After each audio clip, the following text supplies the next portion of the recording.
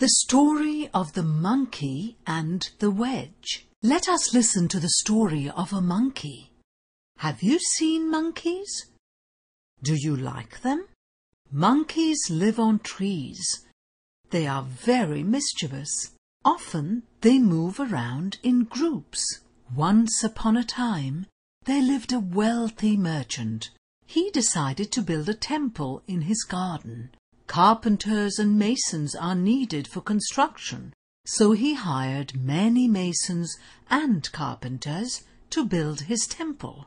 They spent the day working with bricks, stones, and large logs of wood. They cut them into pieces to make the appropriate structure. The workers started their activities early in the morning. When it became hot, they usually took a break from their work. They sat under the shade of a tree at some distance from their workplace, ate their lunch, and took some rest. One day, when the workers were away for lunch, a group of monkeys decided to explore the merchant's garden.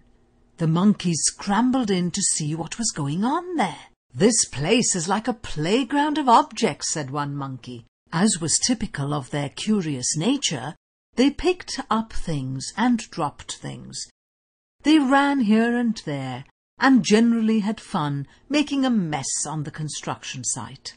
One of the carpenters had left for lunch in the midst of sawing a log, but he did not want the log to close in his absence. So he stuck a wedge of wood in the crack of the log and went for lunch. The wedge would make it easier for him to resume this work when he returned. One particularly curious monkey noticed a large log with an object stuck in it. "What could this possibly be?" he said to himself. "I wonder what I can do with it." The monkey decided that he wanted to know what the object was. He sat in the crack of the log. He pulled the wedge this way and that way. It finally came out in his hands.